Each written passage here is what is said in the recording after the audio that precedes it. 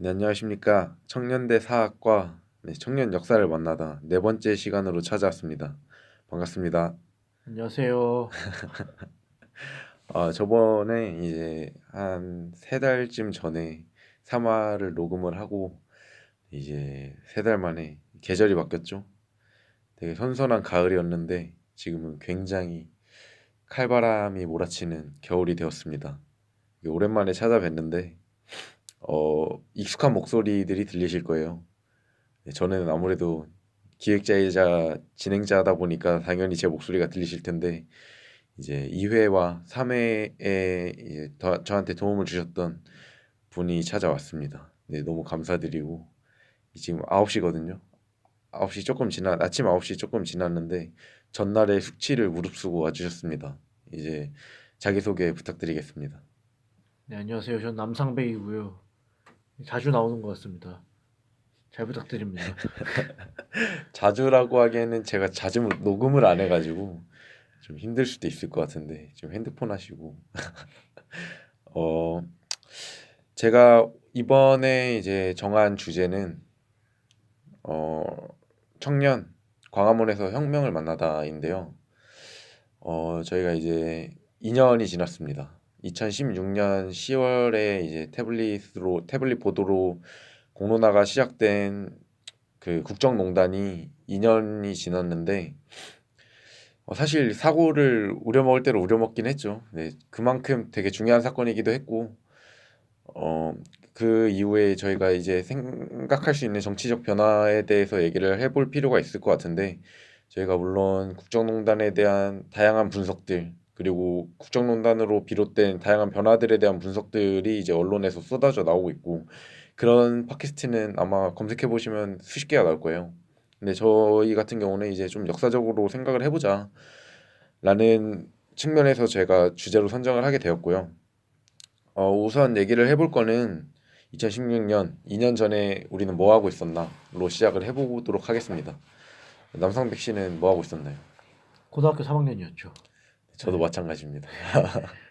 뭐 입시 준비하고 있었죠. 그러면 국정농단 사건 당시에 네. 처음으로 딱 떠올렸던 것, 그건 무엇인가요? 처음으로 딱 떠올렸던 거예요. 네, 뭐 요즘은 그 굉장히 많은 논란에 휩싸여서 네, 그러고 있는 정치인 중에 한 분이 이재명 지사라고 있는데 네, 그분이 그 썰전에서 전화통화로 그런 말을 했어요. 이 국정농단에 대해서 국민들이 촛불 들고 일어난 거는 수치심 같다고. 내가 음, 저런 수준의 사람한테 지배를 당했나. 저런 수준의 사람에게 권력을 맡겼나 하는 수치감. 저도 좀 그랬던 것 같아요. 그러니까 이 음, 뭐지? 요즘은 희화화돼서 많이 사용되기도 하는데 이게 나라냐라는 외침이 주된 외침이었잖아요. 그죠. 그래서 진짜 어이가 없는. 음. 그래서 이제 많은 고등학생들이 특히 고3들이 저희도 고3이었지만 수능을 앞두고 뭐 야자를 하는 게 아니고 독서실에 가서 공부를 하는 게 아니라 광화문에 나선 일이 많았잖아요. 저희도 마찬가지였고 물론 수능을 그렇게 빡세게 준비하지는 않았지만 네. 그래서 이제 고등학생들도 느끼는 게 많았을 거예요. 저희도 마찬가지지만 이렇게 공부해서 뭐가 그 정유라 같은 사람은 부모님 잘 만나서 이제 이화여대에 가서 이제 다양한 학사 비리가 있었던 것도 있었고 그런 모습을 보면서 저희도 되게 환멸을 느꼈던 것 같아요. 그러니까 이제 수능을 앞두고 광화문에 나섰던 거고 이재명 같은 분도 지금 물론 굉장히 나락으로 떨어져 있는 느낌이 없지 않아 있긴 하지만 그 당시에는 엄청난 인기를 누렸었죠. 대통령 선거 1위 그 여론조사에서 1위까지 차지하는 그런 단기적인 인기를 누렸었는데 그게 이제 국정농단 일련의 그런 사건들을 바라보면서 국민들이 그만큼 느끼는 게 있었기 때문에 그런 것 같고 저희가 촛불혁명이라고 하잖아요. 그럼 촛불혁명이라는 단어를 어떻게 생각하시는지 궁금합니다. 사실 그 저희 세대는 혁명이란 단어에 그렇게 익숙한 세대는 아니라서 뭐 혁명이라고 쓸 수는 있다라고 생각을 하는데 그게 뭐 네. 그러니까 이전까지의 그 혁명이라고 봐야 하나. 예를 들어서 뭐 고대 이전에는 뭔가 비약적인 기술의 발전 그런 걸로 쓰잖아요. 신석기 그죠. 혁명, 네네. 뭐 철기 혁명 그런 걸로 쓰이고 그 지금 저희가 이야기하는 혁명의 개념이라는 건 좀 근대? 그죠. 근대 시기를 형성한 뭐 프랑스 혁명이나 네. 뭐 러시아 혁명 그런 혁명들 이야기하는 것 같아요. 근데 러시아 혁명이요? 혁명이라고 하잖아요. 그죠. 러시아 네. 혁명이죠. 네. 또 뭐 이제 그 말씀하신 68혁명? 것처럼 68혁명? 네. 그나마 네, 이 혁명이라는 단어 쓸 때 그나마 가까운 게 촛불혁명하고 색깔이 그나마 색깔이라고 해야 되는지 방식이라고 해야 되는지 느낌이라고 해야 되는지 그 가장 가까운 게 68혁명이 아닌가 제 네, 짧은 그죠. 소견으로는 생각이 그 듭니다. 남상백님이 그 물론 다양한 책을 읽으셨겠지만 역사를 전공하지 않았는데도 68혁명의 되게 중요성을 언급하신 거는 정말 그런 측면에서 감수성이 되게 뛰어나다고 느낀 게 이제 어떤 역사학자는 인류 역사상 혁명은 두 개밖에 없다. 1838년의 혁명과 68혁명 이 두 개밖에 없다라고 얘기를 하거든요. 근데 이제 에릭 홉스봄이라는 역사학자는 두 가지 혁명을 되게 중요하게 생각해요. 앞에서 언급했던 68혁명이 아니라 1789년에 처음에 있었던 프랑스 혁명과 그 비슷한 시기에 있었던 산업혁명의 그 두 가지 혁명을 가장 중요한 혁명이라고 얘기를 하는 사람도 있는 아니죠. 이제 반면에 거기에 2016년 대한민국의 촛불혁명이 껴야 된다 이겁니다. 예? 아니, 그만큼 농담이고요. 이제 국뽕을 빨아버리는 네 그만큼 그럼요. 이제 100주년 아닙니까? 예, 100년이 지나긴 했지만 어쨌든 어 근데 이제 새로운 학설들로는 산업혁명이 과연 그만큼 인류의 생활 양식과 인류의 혁명적인 변화를 불러왔느냐. 프랑스 혁명도 마찬가지고요. 그러니까 제 그 많이 나오는 얘기 중에 하나가 산업혁명이 그렇게 단기적으로 일어난 혁명이냐. 그게 아니라고 보는 사람도 많기 때문에 이제 68혁명과 그 38년 2월 혁명의 중요성을 언급하는 사람들이 많은 거죠. 왜냐하면 저희가 촛불혁명 저는 혁명이라고 하기에는 되게 부끄러운 게 많다고 생각을 해요. 부끄러운 게 많다고 하면 돌 맞을 수도 있어요. 그러니까 조금 아쉬운 게 많다라는. 그죠. 네. 그게 이제 다른 혁명들하고 비했을 때 저희가 막 4차 산업혁명이라고 하는 게 어떻게 비관적으로 보는 사람들도 많잖아요. 과연 이게 혁명이라고 껴줄 정도의 그런 변화이냐? 그러니까 저는 문돌이로서 제가 문돌이라서 이런 말 하는 걸 수도 있지만 4차 산업혁명은 정말 잘 모르겠어요. 그냥 아무데나 혁명 막 붙이는 거 아닌가 뭐 살짝 그런 느낌이에요. 그래서 4차 산업혁명은 카피라이팅에서 혁명이라는 단어를 사용할 때 느낌? 하나의 브랜드인 거죠. 그러니까 물론 뭐 로봇이 생기고 AI 뭐 인공지능 뭐 그 뭐죠? 3D 프린팅 맞나요? 그죠. 3D 프린팅 맞을 텐데 어쨌든 막 그런 신기술들이 도입됨에 따라서 뭐 다양한 문학 작품에서도 언급을 했지만 뭐 아이로봇이라든지 뭐 정기양 뭐 이런 소설들에도 얘기를 했지만 우리가 그 인공지능의 발달로 인간의 생활 양식 자체가 바뀔 수 있다는 얘기를 하는데 과연 그렇게까지 공감이 가는 부분은 아닌 것 같아요. 확실히 앞에 말씀해 주신 것처럼 저희가 문돌이라서 그런 걸 수도 있겠지만 저희가 문과적 입장에서 생각해 볼 지점들이 굉장히 많잖아요. 근데 과연 다른 혁명과 비견될 정도냐 여기에 대해서는 조금 비관적인 입장이 없지 않아 있는 것 같습니다. 근데 이제 촛불혁명도 그런 측면에서 저는 분명히 100만 명이 넘는 사람들이 한 광장에 모여서 이제 정치에 참여를 하고 자기 목소리 내는 거는 분명히 의미가 있죠. 그런데 그 이후의 행보를 생각을 해보면 혁명이라고 보기 좀 어렵지 않나. 물론 지금 2년밖에 안 지난 건 있습니다. 그 프랑스 혁명도 1789년에 있었다가 끝난 게 아니라 저희가 교과서에 배우듯이 프랑스 혁명 하면 가장 떠오르신 게 뭐나요? 뭔가요? 프랑스 혁명하면요? 네, 네. 단두대요? 그죠 단두대죠. 네. 맞습니다. 뭐 교과서에서 배우지 않지만 뭐 네. 단두대랑 공포 레미제라블 정치. 생각나네요. 레미제라블은 이제 봉기를 다루긴 하지만 혁명 과정 중에 있었던 레미제라블은 그 1789년에서 이제 4, 50년이 지난 시점이니까 물론 지금은 교통이 발달하고 뭐 통신이 발달하고 뭐 SNS에서 혁명을 얘기하고 이런 게 굉장히 쉬워졌지만 그 당시에는 아니었잖아요. 물론 그때는 이제 미디어의 역할이 컸던 거고 미디어의 그 언론, 종이신문 이런 역할도 컸지만 가장 큰 거는 말이죠. 뭐 프랑스의 어느 뭐 리옹 지점에서 홀스요 아니면 네? 홀스 말고 아, 이런 속도 이야기하셔서 소통인 거죠. 네. 네. 그 당시에는 이제 뭐 다양한 프랑스가 또 지금 영역이 지금보다 훨씬 넓었잖아요. 그때 뭐 지금은 벨기에의 수도인 브뤼셀에도 굉장히 영향력, 파급력이 컸고 뭐 지금 파리에서 리옹에 있는 사람들이 가지고 있는 사상이나 생각 양식이 다르기 때문에 위대한 프랑스의 나폴레옹 그죠. 1세 폐하께서 이게 수십 년 동안에 이루어졌던 혁명이기 때문에 과연 2년이 지난 지금 시점에서 혁명을 단정짓고 평가하기에는 조금 어려운 면도 없지 않아 있긴 하지만 지금까지 혁명을 평가를 해보자면 이게 혁명이냐? 이게 나라냐가 아니라 이게 혁명이냐라는 고민이 좀 있는 것 같아요. 어떤 지점에서 그런 고민을 하게 되셨는데요? 일단은 집권 세력인 거죠. 갑자기 네. 조금 말하기 어려운 면도 있는데 그 당시에 촛불을 등에 업고 정권을 얻었던 세력이 어떻게 보면 민주당인 건 맞잖아요. 그냥 민주당이죠. 어떻게 보면 민주당이 아니라 민주당이죠. 민주당 맞죠. 네. 물론 그 사건을 계기로 지금 정의당도 어느 정도 그 고공행진이라고 하기는 어렵지만 뭐 10%도 한번 넘겨보고 그런 거는 분명히 의미가 있고 그 서울시장 선거에서 녹색당 누가 알았겠어요. 녹색당 물론 알고 있었던 사람들도 많지만 그리고 녹색당은 진짜 뭐야 기득권 정당 사람들 중에서는 그 정치 동아리 취급하는 사람들도 있거든요. 옳다 그러다 그게 옳다라는 게 아니라 그 정도로 새가 미약했다.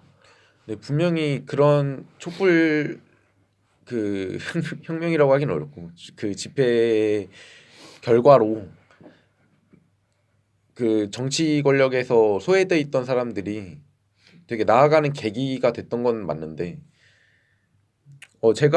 저는 촛불혁명 때 가장 많이 느꼈던 거는 내가 이렇게 그 젠더와 인권에 대해서 무지했다는 거를 느끼게 됐어요. 그 당시에 뭐 지금 굉장히 좀 극혐인데 산이라는 분이 XX 맞나요?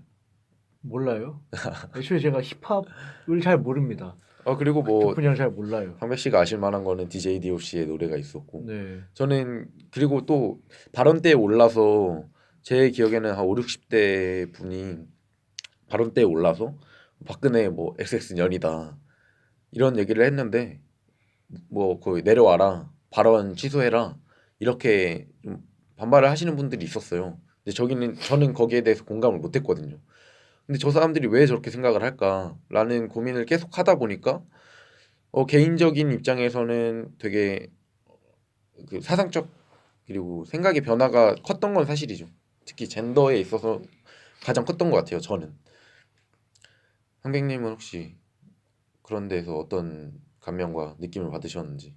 촛불혁명 어쨌든 그 촛불 전국 당시에는 그래도 요 최근에 10년 안에 대한민국 사람들이 가장 희망에 차 있던 때가 아니었나라는 생각을 해요. 아이러니하게도 너무나 절망에 빠져서 너무나 절망스러운 현실을 마주했기 때문에 새로운 희망을 꿈꿀 수 있는 시대가 아니었나. 그래서 뭐지? 어떻게 보면 6월 혁명도 그 PD님 입장에서 보면 혁명이라고 하기 어려운 조건들이 있는데 어쨌든 사회의 여러 가지 이슈들을 환기하는 역할은 했다라고 생각을 하거든요. 6월 혁명 이후에 노동대 대투쟁이 있었고 정교조가 생겼고 했던 것처럼 어쨌든 사회의 이슈들을 좀 크게 환기하는 창구 정도는 되지 않았나. 4.19 혁명도 그렇고 근데 거기서 끝나는 게 아쉽긴 하죠 매우. 아쉽죠.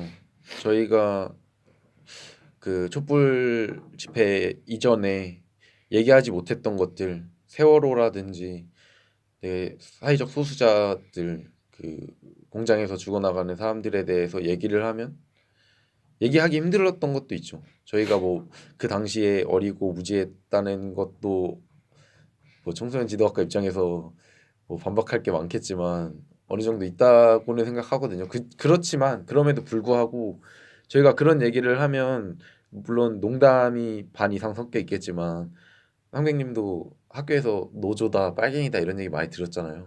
갑자기 그 얘기가 나온다고요? 어쨌든 이런 얘기들을 할 수 있는 계기가 된 건 사실이죠. 그죠.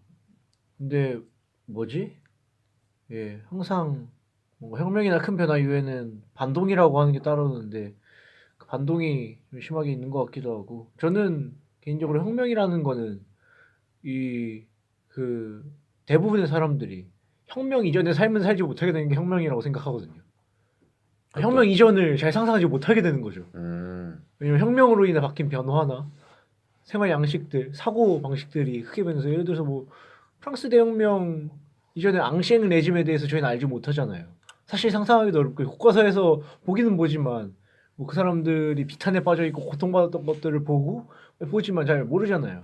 그죠. 저희가 이제 프랑스 혁명에 대해서 제대로 정의를 안 내리고 시작을 했던 것도 없지 않아 있는데 그 프랑스 혁명에 대한 정의는 이제 가장 기본적으로 생각했을 때는 기존의 봉건 질서가 무너진 거죠. 아까 말씀하신 앙시앙 레짐, 그죠. 그리고 구체제가 또 무너진 건데. 네. 뭐야 러시아 혁명만 봐도 그 농노들이 있던 사회에서 어쨌든 공산 사회로 급격한 변화가 그죠. 있었던 거잖아요. 그 사회에 사는 사람들은 그래서 그 뭐라 그래요? 러시아 공화국 초기에는 좀 힘들어했다고 들었어요. 뭐 아직까지도 영향받는 분들이 있으신데 무상 의료라던가 그런 시스템적인 부분들 바뀌어서 그리고 또 4.19 혁명은 어렵죠. 4.19 혁명 네. 어려운 것 같아요. 어렵죠. 또 6월 혁명이라기보다 6월 민주항쟁이라는 표현을 많이 쓰는데 민주항쟁도 어떻게 보면 그 직선제가 다시 이루어졌다. 그리고 직선제가 굉장히 당연한 것이 됐다. 일상 속에서 그죠. 뭐 학교라던가 회사라던가 뭐 그런 온갖 조직과 이 국가 정부 수반을 뽑는 조직 그리고 또 지방자치제는 나중 얘기지만 그런 부분들에 있어서 네. 이전 거를 좀 생각하지 못하게 되는 게 네. 근데 그런 이전 생각은 거가 그러니까 새로운 것이 전제되는 게 이전 거잖아요. 네. 근데 프랑스 혁명도 구체제가 무너지고 새로운 계급 질서가 들어섰단 말이에요. 부르주아와 그렇지 못한 민중들이 있었고 그 조금 시간이 지나고 산업적인 변화가 일어서면서 프롤레타리아라는 노동자 계급이 이제 계급 질서로 나뉘게 된 건데 이거를 한국으로 막 굳이 대입을 하자면 그 6월 항쟁 이후로 대통령 된 사람을 생각을 하면 될 것 같아요. 대통령이 누가 됐죠? 노태우가 됐죠. 이걸 생각하면 결국은 기득권이 자기 이익을 유지하기 위한 수단으로서 체제를 활용하는 거라고 생각을 하는데 과연 촛불 이후에 정권을 취득한 사람들이 새로운 체제를 이전의 질서를 무너뜨리고 야 우리 다 같이 잘 살아보자 우리가 다 같이 정치해보자 광장에서 정치하자 과연 이런 목소리를 지금 정권을 취득한 사람들이 하고 있느냐 이거죠. 그런 그게 의미에서 혁명은 물론 그 이전의 혁명들도 크게 다른 바가 없을 수 있으나 과연 진정한 의미에서의 혁명으로 나아가고 있느냐 이런 생각을 좀 해봐야 될 것 같아요. 어, 이게 고민할 지점이 참 많은 것 같아요. 근데 이게 네, 이거는 끊임없이 특히 뭐 지금 정권을 가지고 있는 그 정당 또뭐 정부 수반들도 끊임없이 고민을 해야 하는 지점이라고 생각을 하고요. 네. 근데 뭐야, 자꾸 말이 꼬이는데, 그러니까 혁명이라는 걸 계기로 저는 이전과는 다른 문법이나 논리를 정립해 나가야 된다고 생각을 해요.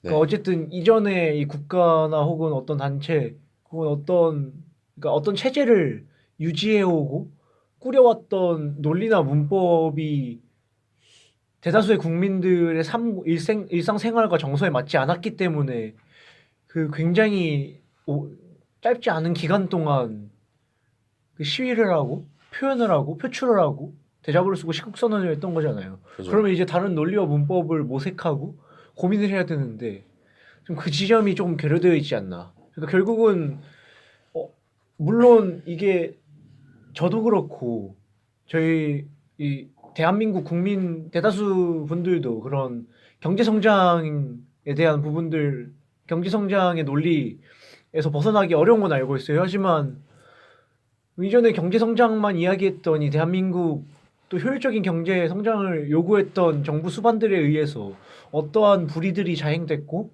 어떠한 부분들이 문제가 있었는지 그런 부분들이 실제로 문제가 있었기 때문에 이렇게 터졌다고 보거든요. 그러면 네, 이제 다른 논리와 문법을 강구해내야 되는데 그 사실 저를 포함한 국민들도 그런 상상력의 결여가 있고 그죠. 네, 이전까지 삶과 사회와 가정이 그랬다 보니까 그런 게 있고 또 사실 지금 정권을 잡은 사람들은 좋으나 싫으나 기득권일 수밖에 없어요. 물론 야당으로 오랜 세월 지내왔고 힘든 시기를 굉장히 많이 보내왔지만 어쨌든 그나마 대한민국에서 정치란 걸 가장 오래 한 사람들 중에 하나란 말이에요. 그렇기 때문에 기득권 정서와 논리와 문법에 쩔어 있을 수밖에 없는데 그런 부분에서는 상상력의 결여로 인한 그 불만 해소의 어려움이 좀 아쉬운 것 같아요. 네. 그러니까 혁명을 계기로 이제 그 프랑스 혁명 때는 이제 자코뱅이라는 세력이 집권을 잠깐이나마 했잖아요. 그래서 지금도 마찬가지지만 지금까지 수십 년 동안 민주당이라고 하는 세력이 그 집권하지 못했던 시기가 많았지만 결국은 그들도 기득권이라고 생각을 하거든요. 그 사람들은 땅을 안 가지고 있느냐? 그 사람들은 그냥 뭐 저도 마찬가지긴 하지만 공사판에서 일해봤느냐? 그 되게 평범한 삶을 살아보지 못한 사람들, 물론 살아본 사람들도 없진 않겠지만 그 사람들이 결국 집권을 한 거에 만족을 한 건 사실이죠. 저희가 물론 무기력할 수밖에 없었던 사회적인 요인들이 있었지만 그 프랑스 혁명 당시에는 산킬로트라고 하는 사람들이 의식화되고 조직화돼가지고 자기가 이제 사회 좀 바꿔보자라는 의지가 있던 사람들이 자코뱅이라는 세력을 정권에 올려놓은 거거든요. 물론 자코뱅은 경제와 그런 사회 구조에 대해서 무지했던 건 사실이에요. 그 물론 마르크스주의적인 생각이긴 하지만 그리고 그때가 이제 산업혁명을 계기로 과도기에 있었던 시기이기 때문에 무지할 수밖에 없었다고 하면은 할 말이 없을 수도 있어요. 근데 그런 사회 구조적인 면에서 굉장히 무지했던 사람들이었기 때문에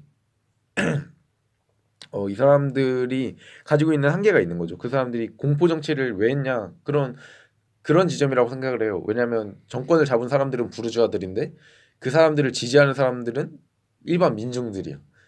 그러면 이제 모순이 생기는 거잖아요. 그렇기 때문에 공포 정치를 할 수밖에 없었다고 생각을 하는 입장인데,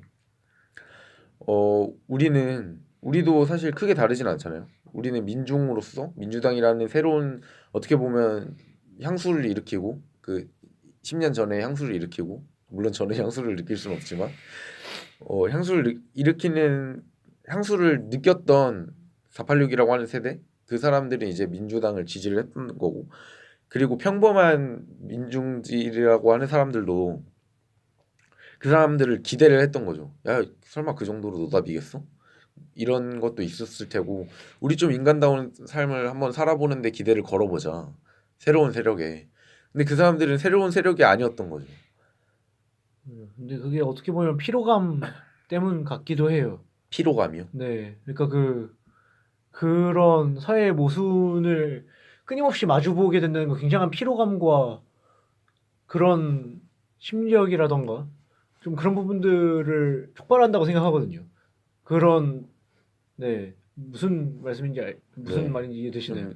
저희가 네, 끊임없이 그것에 대해 고뇌하고 고민하고 또 견제하고 비판하려면 너무나도 피로하고 너무나도 피곤하기 때문에 어떻게 보면 삶에 치여 있어서 그러니까 이 노래도 했잖아요. 그 광장에서 대한민국은 민주공화국이다. 대한민국 민주공화국이다. 네. 모든 권력은 국민으로부터 나온다라고 이야기를 했지만 오늘 이게 굉장히 급한 부분들이 마무리되는 것처럼 보이니까 바로 그런 정치를 업으로 사는 사람들에게 너무나 빨리 넘겨준 게 아닌가. 우리가 네, 하기보다는 그런 헤게모니 자체를 대신 해달라 네, 이렇게 애초에 그렇게 뽑아놓기도 했고 또 한국이란 게 대의민주주의 사회이기도 해서 그렇다고 뭐 직접 민주주의 해야 된다 그런 게 아니라 조금 더 그 긴장의 끈이라던가 견제의 끈을 놓지 않았다면 그리고 조금 달라지지 않았을까 하는 생각은 있거든요. 음, 실제로 네. 촛불을 들었던 사람들 중에서도 지금도 충분히 반동적인 목소리를 내고 있는 사람이 있다고 생각해요. 그렇죠. 촛불을 함께 들었던 사람임에도 뭐 여러 가지 젠더 이슈라던가 사회경제적 문제 그리고 또 통일 문제에 대해서도 네. 나는 공정한 나라를 원했지 친북적인 나라를 원하지 않았다라고 말을 하는 사람들도 있을 테고 네. 나는 나는 최순실 박근혜가 싫었지 페미니즘이 좋았던 게 아니다라고 말할 수 있는 사람들도 말하고 있는 사람들도 100% 있을 거예요. 네. 그러니까 그런 환기와 고민 또 변화, 내재적인 변화의 과정들이 좀 부족했던 것 같아요. 실제로 혁명이라고 보기에도 좀 짧은 과정이었고 그 촛불 든 기간으로만 따지면 네. 끊임없이 그 이슈나 사회 문제들 왜 우리가 원했던 나라로 나아가지 못할까 어디서 막힐까 하는 부분들을 한 번 더 논의하고 고민하는 부분들이 분명히 있어야 되는데 그게 정부 수반과 기층 민중들 그리고 또 여러 단체들 이익단체들이 모여서 이야기를 할 수 있어야 된다고 생각하는데 그렇다고 해서 현 정부의 수기 민주주의가 그렇게 좋은 건가라는 데는 의문이 있고요. 수기 민주주의 좋은 방법이죠. 근데 근데 현 정부에서 하는 수기 민주주의는 제 개인적으로는 좀 국민들에게 책임을 떠넘기는 것 같은 그런 게 맞습니다. 있어서요. 예. 네, 아쉽긴 한데 어쨌든 그런 논의하는 지점이 필요하다. 각자의 입장과 관점과 측면에서 네. 그리고 제가 개인적으로 안타깝다고 생각을 하는 건 예. 그 처음에 올해 초까지만 해도 지지율이 고공행진이었단 말이에요. 그죠. 이제 남북 기류를 탄 것도 있었겠지만 이제 새로운 정권에 대한 기대가 아무래도 컸을 테니까 그런 것 같은데 지금 40%대로 떨어졌습니다. 네. 이거를 어떻게 봐야 되냐? 그리고 제가 안타까운 거는 80%대 뭐 했냐는 거죠. 음, 그렇게 지지율 높고 믿어주는 사람들이 있을 때 저는 한 게 없다고 생각하거든요. 물론 아무것도 안 하진 않았겠죠. 그러니까 그거는 그 뭐지? 기존 논리를 답습해 오는 세력의 한계다라고밖에 볼 수 없는 것 같아요. 사실 저는 그 노무현 정부보다도 못하다고 개인적으로 생각을 해요. 노무현 정부를 몸으로 제대로 겪어보지도 않았지만 네, 개인적으로 노무현 정부보다도 못하다라고 생각해요. 노무현 정부 당시에는 충분히 4대 개혁 입법이라는 걸 이야기라도 했고 네, 어쨌든 뭐 굉장히 뭐 어려운 환경이라고 볼 수도 있었고 뭐지? 좀 이런저런 것들이 치이는 게 많았는데도 어쨌든 그것들을 전면에 내세우고 투쟁하려고 했고 노력은 했다라고 보거든요. 근데 현 정부는 오히려 네, 그죠. 뭐 예전에 지방선거 때까지만 해도 나왔던 개헌 논의는 지금 쏙 들어갔고, 그죠. 그리고 이제 문재인 정권에 대해서 옹호하는 사람들은 야, 이건 진짜 5년 동안은 할 수 없는 거야. 이 노답 같은 한국 사회를 문재인 혼자서 어떻게 5년 만에 다 끝내겠어. 이렇게 말하는 사람들도 많거든요. 그래서 저희가 이런 좀 마무리를 하면서 좀 그러면 어떻게 해야 되냐. 우리는 시민으로서 어떻게 해야 되고 또 정권은 어떻게 해야 되냐. 이런 얘기를 좀 해보는 것도 좋을 것 같습니다. 음, 일단 정권은요. 기존 논리를 답습하는 데서 좀 벗어날 수 있었으면 좋겠는데 사실 권력이라는 것 자체가 그런 상상력을 막는 것 같긴 해요. 그런 음, 상상력을 어떤 나라 사실 그 뭐지? 제가 보기에 지금 정부는 기존의 집권 세력이 만들어놨던 프레임에 의도치 않게 따라가고 있다고 생각하거든요. 네, 뭐 경제 성장이라던가 뭐 물론 경제 성장 중요하죠. 중요하고 필요한데 그 경제 성장만이 중요한 과제냐라고 물어봤을 때 잘 모르겠어요. 음, 그러니까 국민들의 일반 삶을 나아지게 하는 게 최우선 과제라고 생각하거든요. 왜냐하면 국민들의 실존적인 아니, 불편들이 실제로 나타났고 드러났기 때문에 그런 촛불혁명이라고 누군가는 이야기하는 그런 사건이 발생했고 그럼 그 사건을 기점으로 고민을 해야 되는 건데 뭐 김용균 씨라던가 네, 뭐 어디야 아현동 철거민 박준경 열사라던가 네, 그런 분들이 왜 촛불 이후에 생겨났는가를 고민해야 되고 또 그렇다면 그걸 바꿀 수 있는 다른 논리를 고민해봐야 되는 건데 사실 그죠. 그 다른 논리를 고민해보지 않죠. 그래서 저는 일반 시민들은 그 가망 없다고 생각하지 않아 주시고 네. 안아주셨으면 좋겠고요. 그러니까 지금 정부에 대해 가망이 없다라고 생각하지 않는 게 아니라 촛불 이후에 그리고 촛불 즈음부터 생겨난 수많은 정치 세력들이 있어요. 네. 작지만 어쨌든 가치 있는 이야기들 하는 네, 뭐 맞습니다. 우리 미래라는 청년 정당이 있을 수가 있고요. 또 뭐 녹색당도 그렇고 노동당이나 뭐 민중당이나 어쨌든 뭐 여러 가지 정치 세력 그리고 또 조직들이 있단 말이에요. 뭐 청소년들이 연대한 정치 조직들도 있고 노동자들이 연대한 정치 조직들도 있고 신학생들이 연대한 조직이 있고 또 일반 시민들이나 뭐 대학생들이 연대한 조직들이 있는데 그런 조직들에 대해서 관심과 때로는 뭐 후원을 네, 좋습니다. 아끼지 않아 주셨으면 좋겠다. 그러니까 여유가 되신다면 그런 거 뭐 한번 페이스북 페이지라도 좋아요 누르고 거기서 올리는 영상이라도 한번 보고 또 그들이 연동형 비례대표제 이야기를 요즘 많이 하는데 왜 이야기를 할까 하고 한번 들어봐 주시고 그런 부분들이 저는 굉장히 어디 군소정당에서 홍보 나오신 건 아니죠? 아니에요. 저는 당적이 있는데요. 여기까지 하겠습니다. 당적이 있는데 군소정당은 아니에요. 그럼 어디일까요? 두 당 중에 하나겠죠? 네. 예, 뭐 바른미래당일 수도 있고. 거긴 군수정당 아닌가? 어제 보니까 제가 신촌에서 알바하는데 신촌에서 바른미래당하고 민주평화당에서 합동해가지고 뭐 연설하고 있더라고요. 의원들이 할 나와가지고. 것도 없네요. 아니 뭐 그런 일들도 되게 중요한 일이긴 하니까. 그럼 마무리 멘트를 한번 하겠습니다. 저는 제가 먼저 말씀을 드리자면 되게 긍정적으로 끝내고 싶은 마음이 갑자기 생겨가지고 어 긍정적이라고 말해도 될지 모르겠는데 네. 공포 정치가 시작된 거는 네. 혁명이 2년 지나고입니다. 네. 그리고 여성이 창정권을 얻게 된 거는 네. 혁명에서 100년이 지난 시점이었죠. 제가 100년 기다려라 이 얘기를 하고 싶은 게 아니라 네. 그게 100년이 지나고 나서 딱 하고 번쩍하고 생긴 게 아니니까 네. 100년 동안 준비한 사람들이 있고 그리고 그거를 민중들이 주도를 했고 그 주체가 우리가 됐으면 좋겠다. 네. 그리고 그 우리가 될 사람들은 저희인 거잖아요. 저희라는 표현이 옳지는 않은데 네. 청년들이 앞으로 그리고 청소년들이 앞으로 생겨날 우리의 자식들이 이런 사람들이 주도를 해서 네. 혁명을 완성시키는 거죠. 그러니까 프랑스 혁명이 1789년에서 끝났으면 절대 혁명이라고 불리지 못했을 거예요. 그죠. 그 이후에 노동자들이 물론은 그 재산을 가지지 못한 사람들은 처음에는 투표를 못했습니다.